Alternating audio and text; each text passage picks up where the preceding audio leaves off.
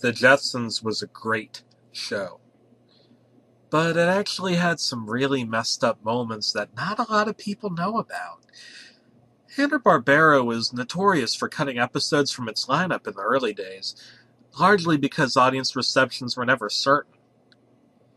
Now me, I make $2,000 a year and work at a pizza parlor for some fat Adolf Hitler-looking man who won't even let me take the weekends off so I can buy pornography at the only store in town.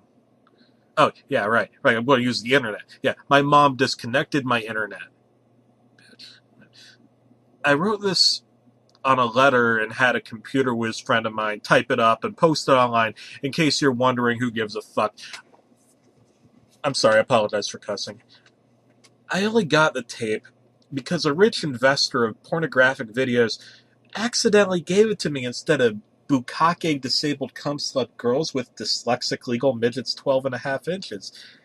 I'm not kidding. I tried jerking it to that, but it was difficult. I'd have got those important details out of the way. I think you should know something. There's an episode of The Jetsons unlike any other. Not because of how great it is, or how well written it is. It's neither of those. But because it completely changes the rest of the entire Jetsons backstory, the entire show's canon. It may even explain what will happen in the year 2013. Assuming it is 2013, it already happened, and if it hasn't, it will. Watch out. If it has happened, you already know that the future is a dire one because everyone's going to die in a terrible fire caused by George Jetson, who is a real man anyway. This is the only Jetsons episode with a title card. The title card is shocking, horrifying even, because it's written in blood red letters and in a creepy font. George Jetson murdered his family in a trash compactor. George Jetson is seen speeding angrily through space traffic in his spaceship. If you haven't seen the show, George Jetson does have a spaceship, okay? He looks really angry, like he's 2 clicks away from crashing into traffic and killing himself. Goddamn space lights! Police state! My heart is filled with scrambled eggs! He begins to ramble and the tape starts to flicker. He's reading a text message on a cellular phone many years before cellular phones were invented. It's Jane.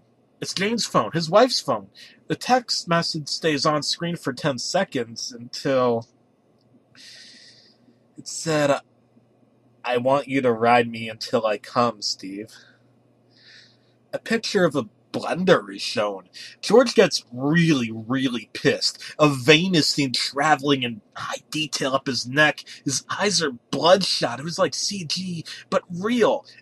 Anyone would be angry if their wife was cheating on them, but George seemed especially pissed off. Like he could kill. Murderously angry. As though he was going to murder someone. Ooh, I had a feeling George was going to murder someone. And my feeling was correct. Later in that episode, he murdered his family. He slammed open the automatic futuristic door somehow. The robot maid approached him, and he told her off right quick. "Shut the fuck up, you goddamn sack of nuts and bolts." "Well, I never," she replies. George Jetson started dangling his ball sack over the robot. And human sexual activity is illegal in the space jurisdiction. The robot starts to cry, her circuits fry up. George continues dangling and dangling his ball sack while the robot continues to cry. He catches on fire and starts running frantically around the building before George offers her some water. "I'm going to teabag all you motherfuckers," he says. He punches her in the robot vagina and she crashes through the window to her death. Down onto whatever the hell the Earth level was on the Jetsons. He teabags out the window for a full 6 minutes, and you can hear the voice actor giggling to himself, even though the animation never changes. And someone even walks in and asks him if he wants to order some pizza. His boy Elroy runs in but slips on a comedic banana peel and slides across the floor. No canned laughter or anything. He teabags Elroy. Let me repeat that. He teabags Elroy. His nutsack is shown in high detail with huge scrotal marks from signs of years of teabagging random people. Elroy is very confused. Dad, I'm scared. George leads him into the kitchen after zipping his pants up and putting on a huge set of comedic sunglasses. I would have laughed, but the prior teabagging was too much for my funny bone, if you catch my drift, unless I was going to comment on the size of George's. Here, son, try some space pills. George handed Elroy some pills which clearly said cyanized on the bottle. Dad, these don't look so good. Try 'em, George says. They're space pills. Elroy ate the space pills and he died. I was starting to think there was something wrong with George Jetson as the coroners arrived and George teabagged them. Jane came in and George looked really upset. You cheated on me with a sentient blender. I want you out of the goddamn apartment. He throws a sandwich at her and she collapses on the floor like a bowling pin. It's a futuristic sandwich, George said, as though trying to explain the fact that the editing on this episode was extremely shitty. Let's get some future mayo on it, motherfucker. Starts to unzip his pants, and this is when I turned the video off because it was making me very uncomfortable and sexually confused. After I saw my therapist and got some intensive psychotherapy, I ventured to view the tape again. George Jetson seems different in the second act. Jane is dead, lying in the corner, and George is throwing her, Elroy, and his daughter in a huge trash compactor at the plant he works at. He's recycling them into chairs. The chairs are just cheap plastic lawn chairs, not futuristic chairs. The next part is the most disturbing. He sits in the chairs naked, and a man that looks like